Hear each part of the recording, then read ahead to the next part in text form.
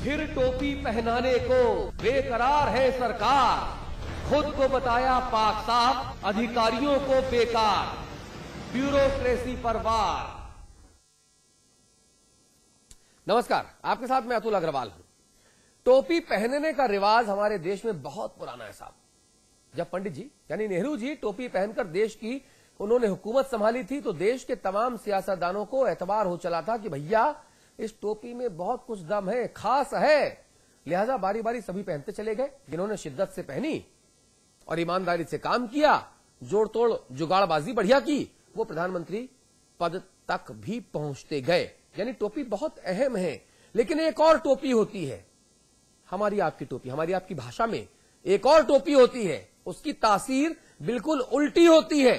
वो पहनी नहीं जाती, वो पहनाई जाती है, खुद को नहीं दूसरे को। मतलब तो आप समझ रहे होंगे जी, जो आप समझ रहे हैं वही वाली टोपी की बात मैं कर रहा हूं, जिसका तसव्वुर भी आप अच्छे तरह से कर रहे होंगे।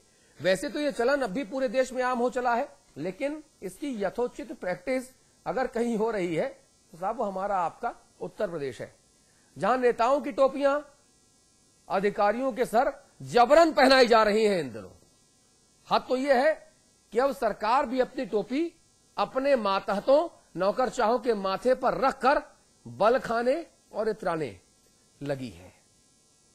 फिर टोपी पहनाने को बेकरार है सरकार, खुद को बताया पाक साफ, अधिकारियों को बेकार, ब्यूरोक्रेसी पर वार।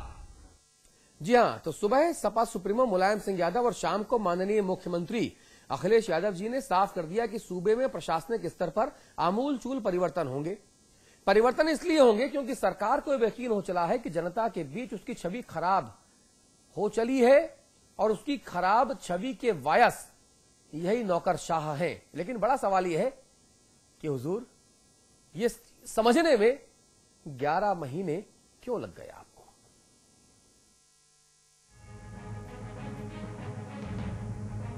डंडा हाथों में हो और दंड का प्रावधान भी खुद ही तय करना हो तो भला पूछना किससे? चला दीजिए, हुकूमत आपकी है, आपकी तो हर बात सर माथे पर। तो क्या हुआ कि आपके मातहत अधिकारी हलकान परेशान हैं? तो क्या हुआ कि आपकी एक तरफा डंडेशाही से उनकी सांसें अटक चुकी हैं? आपकी सरकार तो सर पर दौड़ रही है महाराज। तभी तो खेत में पानी नहीं पहुंचा तो अधिकारियों के सर ठीकरा फोड़ दिया। इमारत वक्त पर नहीं बन पाई, माल 2 नंबर का इस्तेमाल कर लिया तो बैंड बजा दिया बैंड। कभी हाथी बनाया, कभी पागलपन के खिताब से नवाजा, कभी डंडा चला दिया। फिर भी जनता संतुष्ट नहीं हो पाई तो अब पूरी बारात निकालने की तैयारी कर ली। इसका मतलब ये नहीं कि साहब ने अपना हिस्सा मांगना बंद कर दिया है, वो तो भैया चाहिए ही, वो भी डंके की चोट पर। लेकिन जनता समझती रहे कि सरकार सक्रिय है, इसीलिए डंडा भी चलाते रहेंगे। दरअसल अपने पुराने मिशन को आगे बढ़ाते हुए सपा सुप्रीमो मुलायम सिंह यादव ने एक बार फिर उत्तर प्रदेश की नौकरशाही की जमकर लानत मलानत कर डाली। फाइनल कोट देते हुए उन्होंने यहां तक कह दिया कि ब्यूरोक्रेसी की ओवरहॉलिंग जरूरी है। तो मानकर चलिए कि फरवरी महीने के पहले 15 दिन सूबे में बदलाव की आंधी चलेगी, क्योंकि लिस्ट कमोवेश तैयार हो चुकी है। सिर्फ नौकरशाह ही नपेंगे ऐसा नहीं है, इसमें कई मंत्रीगण भी नापे जाएंगे जिन्होंने अब तक पासिंग मार्क्स भी हासिल नहीं किए हैं। उम्मीद तो ये भी है कि मंत्रीगणों की संख्या 48 से बढ़ाकर 60 तक पहुंचाई जा सकती है। प्रशासन में और अधिकारियों में जो काम नहीं करेंगे उनके खिलाफ कार्रवाई होती भी है, हो रही भी है। तो ये फेरबदल तो सरकार का अंग है, एडमिनिस्ट्रेशन का एक फैसला होता है एडमिनिस्ट्रेशन कैसे करें। तो कोई फैसला अगर लेना पड़ेगा तो लिया जाएगा फैसला। अरे एक बात तो याद अब आई, बात तो ब्यूरोक्रेसी की हो रही थी ना। ऐसे में भला बाबा आजम खान अपनी जुबानी आजमाइश से कैसे बाज आते? लिहाजा उन्होंने भी जमकर जुबानी डंडे भांज डाले। वैसे इस मामले में शिवपाल सिंह यादव भी पुराने और अक्खड़ लठैत माने जाते हैं।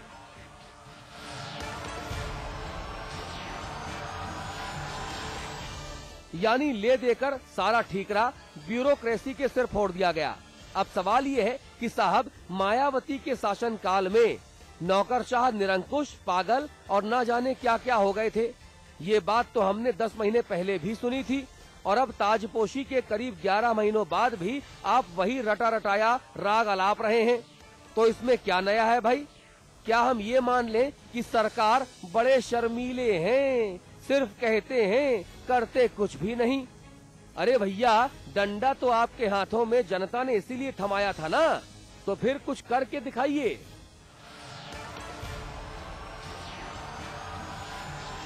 कई अधिकारियों के पास है मलाई दर पद, तो कई अधिकारी फांक रहे हैं धूल। ये हाल है यूपी के ब्यूरोक्रेसी का। ऐसे में अखिलेश यादव की समाजवादी पार्टी पर सरकार पर सवाल उठना लाजमी है, लिहाजा सवाल भी खूब उठ रहे हैं। कैमरामैन आनंद के साथ अमितेश श्रीवास्तव, समाचार प्लस, लखनऊ। तो सपा सरकार के रुख पर क्या कहना है अलग अलग राजनीतिक दलों का, आइए आपको सुनवा देते हैं। ये सरकार अफसरों के बारे में, इस सरकार का जो फेलियर है वो मेन रूप से अधिकारियों की पोस्टिंग और ट्रांसफर पे है और ये सरकार उसमें नाकामयाब साबित हुई है। ये सरकार वो कर नहीं पा रही जो करना चाहती है। ये गलती अधिकारियों की नहीं है, कार्य का आवंटन तो सरकार करती है, अधिकारियों को तो जो जिम्मेदारी दी जाती है उस जिम्मेदारी का वो निर्वहन करते हैं। मैं ये कह सकती हूँ कि व्यक्ति को उतना ही काम देना चाहिए जितने की वो ठीक से कार्य क्षमता अपनी साबित कर सके। ऐसा ना हो जाए कि वो बिल्कुल बोझ से लद जाए और काम ना करे। और सरकार के इस रुख पर नौकरशाह तबके का क्या कहना है, ये भी सुन लेते हैं। अधिकारीगण अब खेमों में बांटे समझे जाते हैं और एक पर्टिकुलर राजनीतिक दल से जो लगाव रखते हैं उनको बहुत महत्वपूर्ण कई पद मिल जाते हैं, जबकि दूसरे अधिकारियों को दरकिनार कर दिया जाता है। जी, और अखिलेश यादव ने आज अब से कुछ देर बाद कौन सा राग अलापा, ये एक बार फिर। प्रशासन में और अधिकारियों में जो काम नहीं करेंगे उनके खिलाफ कार्रवाई होती भी है, हो रही भी है। तो ये फेरबदल तो सरकार का अंग है, एडमिनिस्ट्रेशन का एक फैसला होता है एडमिनिस्ट्रेशन कैसे करें। तो कोई फैसला अगर लेना पड़ेगा तो लिया जाएगा फैसला। चलिए इस मुद्दे पर बातचीत करेंगे। हमारे साथ अमिताभ अग्निहोत्री जी हैं हमारे दिल्ली स्टूडियोज में। हमारे साथ डॉक्टर कुमार विश्वास हैं। आप देश में नहीं, देश के बाहर भी, अंतर्राष्ट्रीय स्तर पर भी आप मशहूर कवि हैं, नौजवानों में बेहद लोकप्रिय हैं, अन्ना हजारे जी के राइट हैंड थे, अरविंद केजरीवाल के करीबी हैं और समाज सेवा में संलिप्त रहते हैं। एसपी यादव साहब हैं, आप जंतु उद्यान मंत्री हैं। कहा जाता है कि आप मुलायम सिंह जी के बेहद करीबी हैं। गोविंद पंत राजू जी हैं, आप हमारे स्थानीय संपादक हैं, रेजिडेंट एडिटर हैं। कुछ देर बाद लक्ष्मीकांत वाजपेयी जी हमारे जुड़ेंगे, आप बीजेपी के प्रदेश अध्यक्ष हैं। डॉक्टर कुमार विश्वास, मुझे एक चीज अभी तक समझ नहीं आती, जिसके हाथ में सत्ता है क्या उसके ऊपर कोई जोर जबरदस्ती है कि आप इसी अधिकारी को रखिए? अरे भाई, नहीं काम कर रहा आपके मन के हिसाब से निकाल बाहर करो, किसी और को रखो। यहां 11 महीने लग गए सरकार को समझने में कि अधिकारी काम नहीं करते। देखिए ब्यूरोक्रेसी के नहीं, देखिए अब क्या है कि 11 महीने में जो असंतोष उत्तर प्रदेश में पैदा हुआ वो सामान्य असंतोष नहीं है अतुल जी। आपको स्वीकार करना पड़ेगा कि अखिलेश यादव के राजनीतिक उदय ने एक बहुत बड़ी आशा पैदा की। उत्तर प्रदेश जो बार बार अभिशप्त था मायावती जी के भ्रष्टाचार से और मुलायम सिंह जी के लठैतों से, उसके बीच में एक क्लीन फेस आया अखिलेश यादव का। लोग बड़े आशान्वित हो गए, लेकिन वो जिस तरह से घिरे हुए हैं, मुझे लगता है कि कोई मंत्रिमंडल में 1-2 लोगों के अलावा ऐसे नहीं जिनको वो खुद बुला सकें। बाकी तो सबको चाचा जी, ताऊ जी, अंकल जी बोलना पड़ता होगा उन्हें। तो वो जिस तरह की प्रॉब्लम में घिर गए, जो उन्होंने निर्णय लिए और लगभग 3 बार तो अपने निर्णय वापस लेने पड़े। एक बार तो आप लोगों ने, हम लोगों ने बड़ा उन पर 3 बार नहीं, 13 बार निधि वाला प्रॉब्लम, 13 बार फैसले वापस लिए। पुनर्विचार करना चाहिए।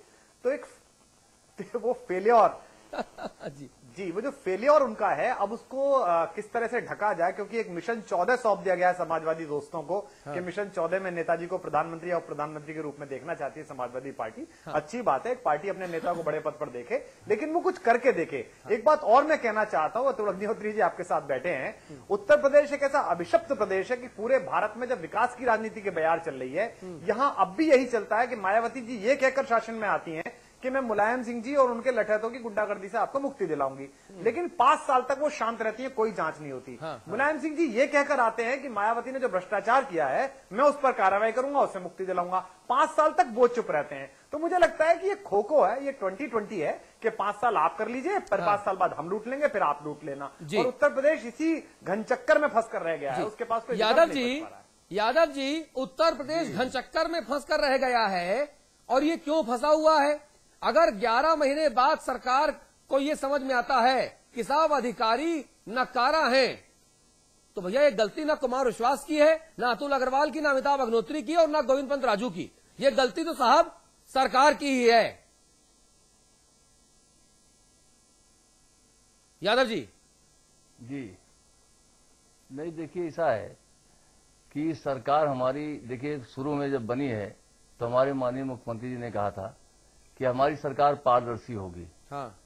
और जो सरकार की नीतियां हैं, जो पॉलिसी है, जो कार्यक्रम है। नहीं, सवाल मेरा बहुत सीधा है। यादव जी आप पूर्व में भी मेरे चैनल पर आ चुके हैं, इस शो में शामिल हो चुके हैं। सवाल बड़ा सीधा, जवाब बहुत सीधा।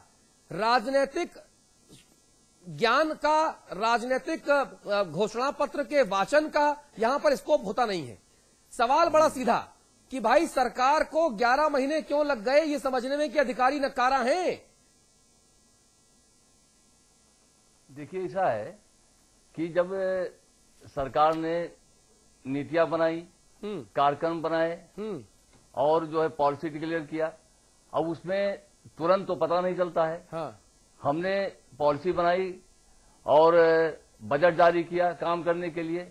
अब हम समीक्षा कर रहे हैं कि कौन अधिकारी ठीक से काम कर रहा है, कौन विभाग ठीक से काम कर रहा है, अरे कौन नहीं काम अधिकारी, कर रहा है। मंत्री जी अधिकारी ये कहते हैं कि जो हमारे ऊपर नेता बैठे हैं दरअसल असली नक्कारा तो वो हैं। उनको पता ही नहीं कि नीतियां क्या हैं, उनको पता नहीं कि नीति क्या है, उनको पता नहीं नियति क्या है। बस वो तो जो है जिसने कह दिया वो आके हमारे सामने ज्ञान दे देते हैं, भाई ये कर लो। ये संभव नहीं होता तो नाराज हो जाते हैं। अधिकारी तो ये कहते हैं। नहीं, देखिए ऐसा है, अधिकारी ऐसा नहीं कह सकते हैं। और अब अगर आपके सामने नहीं कह सकते, हमारे सामने तो कहते हैं। वो अपने नाकामियों को छिपाने के लिए ऐसा कह सकते हैं जी। तो ये हमारी सरकार, देखिए ऐसा है, अधिकारियों का काम है कि जो सरकार निर्णय ले उसको क्रियान्वयन करावे। और जो अधिकारी क्रियान्वयन नहीं करा पाते हैं, ये अच्छी बात है कि हमारी सरकार, देखिए तानाशाही की सरकार नहीं है, डेमोक्रेसी है। अच्छा। इसमें ये बहुत अच्छी बात है कि अगर हमारी कोई कमियां हैं, हाँ, अगर सरकार की कमियां हैं या हमारे तो 11 महीने बाद तो हम ठीक बात है। अगर कमियां हैं और मुलायम सिंह जी बता रहे हैं, जी कुमार विश्वास साहब, कमियां हैं, मुलायम सिंह जी बता रहे हैं, मुख्यमंत्री कहते हैं ऐसा होगा, अधिकारी कहते हैं ये सब चलता है, चलने दो, और जनता कहती है त्राहिमाम। गजब की डेमोक्रेसी है भाई ये तो। नहीं, कोई अतुल जी, आदरणीय जनेश्वर मिश्रा जी जब जीवित थे तो उन्होंने एक बार संस्मरण बताया था। हाँ। यादव साहब सुन लीजिए, आपके काम आएगा बोलने के। उन्होंने बताया था कि जब मैं विश्वविद्यालय में अध्यक्ष था तो मुलायम सिंह जी मेरे हस्ताक्षर लेने के लिए आए थे, क्योंकि जनेश्वर जी बड़े बड़े समाजवादी और छोटे लोहिया कहे जाते थे। मुझे दुख इस बात का है कि लोहिया जी कहा करते थे कि हमारा परिवार हमारी पार्टी है। जब कोई भी बात पूछता था उनसे कि आपका परिवार क्या, वो कहते थे मेरी पार्टी मेरा परिवार है। लेकिन मुलायम सिंह जी ने एक नया सूत्र दिया है देश के समाजवाद को। उन्होंने कहा मेरा परिवार ही मेरी पार्टी है। आप देखिए घर में कोई नहीं बचा है जो पद पर ना हो। तो किस लोकतंत्र की बात यादव साहब कर रहे हैं। आप उत्तर प्रदेश के किसी भी मलाईदार थाने को देख लीजिए, किसी भी विभाग को देख लीजिए, जैसे ही सरकार ये वाली आती है हमारे यादव बंधु हर जगह पर अदबद कर मिलते हैं। हो सकता है उनमें प्रतिभा ज्यादा हो, मैं मानता हूं, स्वीकार करता हूं, लेकिन जिस जगह का सेकंड पोजीशन का मिनिस्टर ये कहता हो कैमरे के सामने कि भाई खाओ लेकिन काम भी करो, थोड़ा सा खाओ लेकिन काम भी कर लो, तो संकेत ऊपर से कैसा जा रहा है? ऊपर से नीचे तक कुछ नहीं बदला है। मेरे लिए चिंता की बात यह नहीं है कि समाजवादी पार्टी की सरकार खराब क्यों चल रही है। मेरे लिए चिंता की बात यह है कि भारत की राजनीति को एक नया युवा चेहरा जो मिला था अखिलेश यादव के रूप में, जो जमीनी राजनीति करना चाहता था, जो साइकिल से पूरे उत्तर प्रदेश घूमा था और उसने एक पैराशूट युवराज राहुल गांधी को आईना दिखा दिया था ग्रासरूट युवराज के रूप में, अगर वो फेल हो गया है तो ये मेरे लिए दुखद है कि भारतीय राजनीति में एक और वैक्यूम उसने पैदा कर दिया और एक और आशा जो उत्तर प्रदेश को हुई थी वो खत्म हो गई। जी अमिताभ जी, देखिए आपका कथन बिल्कुल गलत है कि फेल हो गया है। आप लोग ये देखिए 11 महीने, अभी 10 महीने हुआ हमारी सरकार को बने और 10 महीने में आप जो अरे ऐसा कह पूत रहे के हैं। पांव पालने में दिखने लगते हैं। यूपी में है दम, चूंकि जुर्म है यहाँ कम। अरे भैया कम कहाँ है? कोई मुझे बता दे कम कहाँ पर है? नहीं, बलात्कार, कितने चोरी, सीएमओ की हत्या हुई हमारी डकैती, सरकार में? अपहरण, हत्या, भू माफियाओं का जमीनों पर कब्जा, समाजवादी